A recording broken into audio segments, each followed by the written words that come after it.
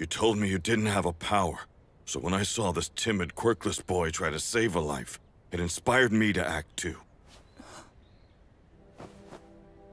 There are stories about every hero, how they became great. Most have one thing in common.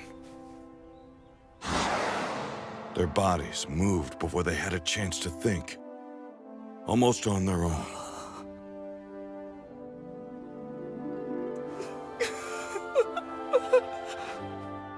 And today, that's what happened to you.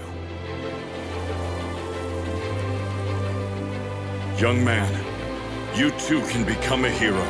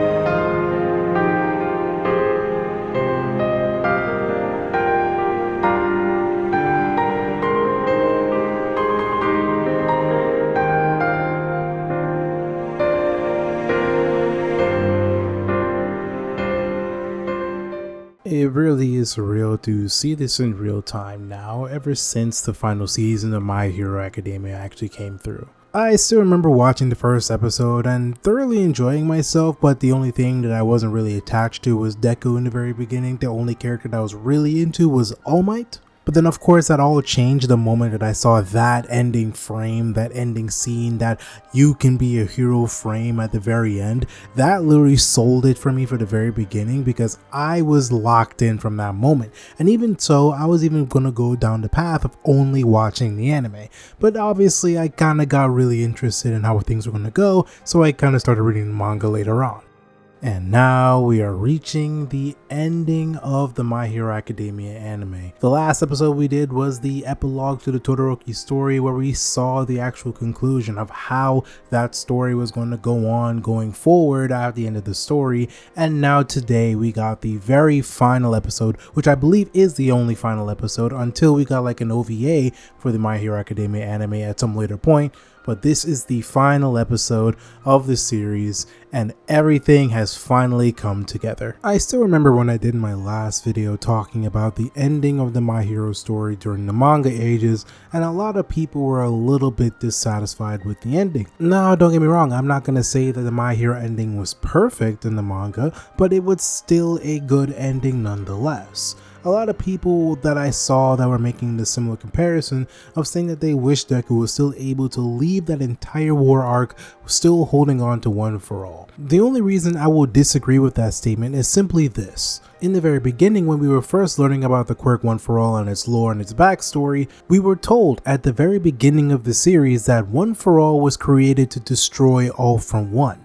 One For All is the quirk and All For One is also the quirk. The story never implied that the wielder of One For All is supposed to be the destroyer of All For One or the person holding on to All For One. It was supposed to be the quirk itself. Sure, I can understand in the grand scheme that you want Deku to still have onto that power. Don't get me wrong, I to a degree understand the viewpoint. But honestly, I ultimately thought from the very beginning of the series when Deku was using the quirk that I believed that at the end of the story that most likely Deku would be losing One For All, kinda similarly how All Might lost One For All. The only difference being that the quirk has actually served its purpose. All of the wielders, all the past vestiges of One For All no longer exist. They are officially dead. They are now no longer existent. Sure, Deku might still feel the embers of One For All, but that's kind of how the quirk works. Over time, eventually the embers will actually dissipate. But at the end all be all, Deku just doesn't have the quirk anymore, but All For One has been ultimately destroyed. That's why the story ends with no ultimate predecessor to wield One For All in the first place.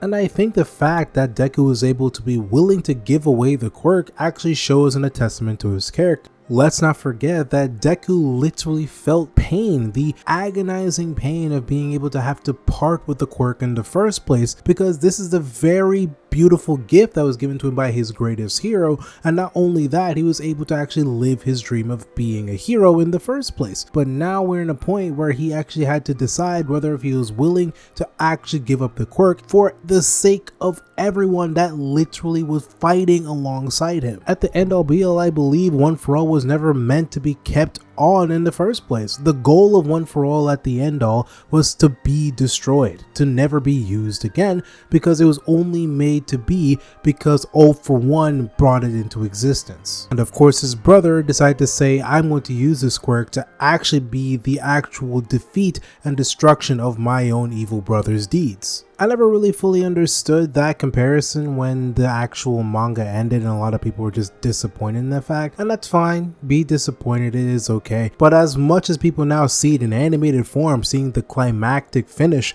of him passing on the quirk to Shigaraki to destroy All For One, it makes sense. It feels earned. Because a lot of people, like they said before, would have dropped the anime in the mid seasons. I would assume around like season 4 or 5, because I think that's where a lot of people decide to drop it off. Don't realize that this is a slow burn. This is the burn to actually complete the story in this kind of fashion in the first place. We get to see all of the threats that Deku had to face throughout from season 1 to season 2 to season 3. And then obviously we get to the Liberation War arc, which, don't get me wrong, I can understand the Liberation War arc is not exactly the most fun arc in the entirety of the MHA series, but it still was one of those collective stories that actually added on to the actual completion of Deku's arc. And even so, despite all that, Deku still is able to be a hero at the end of the story. Spoilers from the manga, which, just in case if you guys didn't see my past video and are not familiar of what's going to happen soon enough, Deku still gets to be a hero. Because even though years had passed and he was being an MHA teacher at UA after he lost the quirk, he ended up actually becoming a hero afterwards, because all of Class 1A chipped in later on to actually get him a suit so that he was able to actually replicate, I believe, the abilities of One For All. So kind of similar to like what All Might used in the final war arc, and actually become a hero again. And then later on was able to become, I think, the number 4 hero during the epilogue of the series. But one thing I for sure will greatly appreciate from My Hero Academia is that they actually were willing to give a lot of spotlights to a lot of the side characters throughout the series.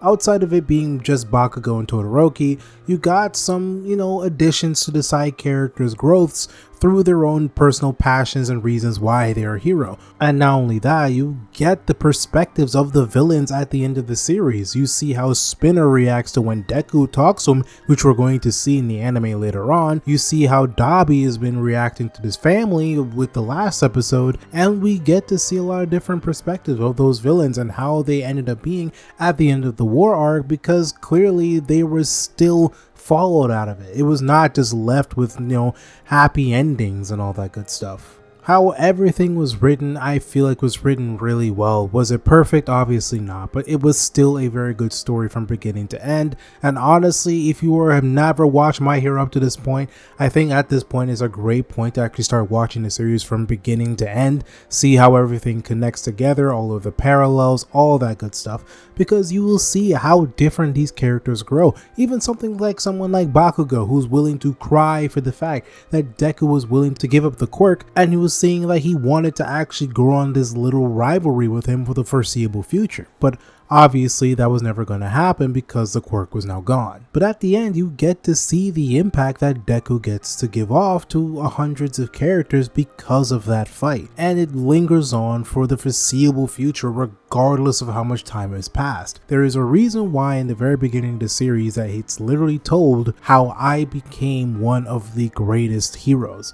Not the number 1 hero, not the greatest hero, not the strongest hero, one of the best heroes. And just because he's the best hero does not mean he's going to have all of the powers as One For All, he's going to have all the functions of his arms and blah blah blah blah blah. It's going to be a tribulating and heartfelt journey that's going to be filled with epic clashes, but with a very heavy emotional beat. Because heroes, especially, keep in mind, these are children, guys. These are absolute children. These guys literally went into all-out war at the age of 12, 13, 14, 15 in high school, and only in the span of a year. Keep in mind, this story takes in the span of a school year, meaning after everything is done, they still gotta go back to class and go do all the mediocre stuff. But fortunately, they didn't have to deal with too much madness after that. At the end all be all, you get to see every character thrive.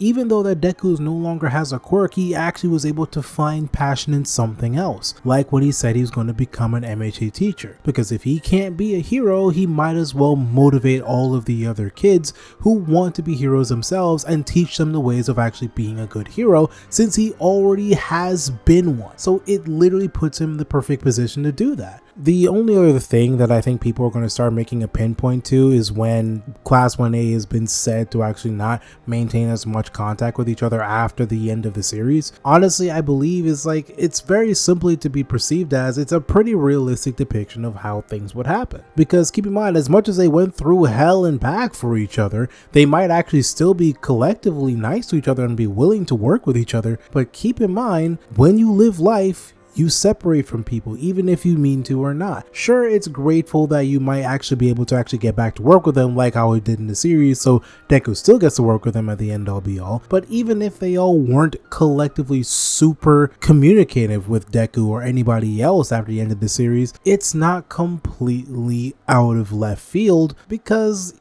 even now, like since you were in high school, there's probably people you're really close friends with. And do you still talk to them as often as you used to now? I'm not the same, because I still talk to a lot of my best friends from high school. So obviously it's not it's not the same. But keep in mind, like I'm just saying, it's not a completely unreasonable, it's not an unreasonable thing. I get it, it's fiction. You want it to be, you know, everyone is still happy dory frenzy. So obviously I get it. But at the end all be all, honestly, I'm thinking it would have been fine. It wouldn't really have been that big of a deal. But yeah, that's for the most part. I just wanted to really yap about how much I really liked the My Hero ending and how much I still like the ending and how the animation of it will always be peak. I will probably even come back to this fight every once in a while, because honestly, this animation was top tier. They presented the fight so great, and they added some anime only scenes like the scene with his mom and the scene with President Mike. Honestly, bro, I am so happy that they added those things, because they just made it that much more impactful. I felt it deep in my bones that day, honestly, bro. But yeah, it's your boy Kadukun. I hope you guys enjoyed the anime, and hope to see you guys next time for the next video, and peace. FMA, handle business, don't play. On point when it comes to the anime. Jack and Daxter, ayy, let's go. The ultimate heroes, don't stop, we on the road. Kadukun. Yeah, welcome to the channel.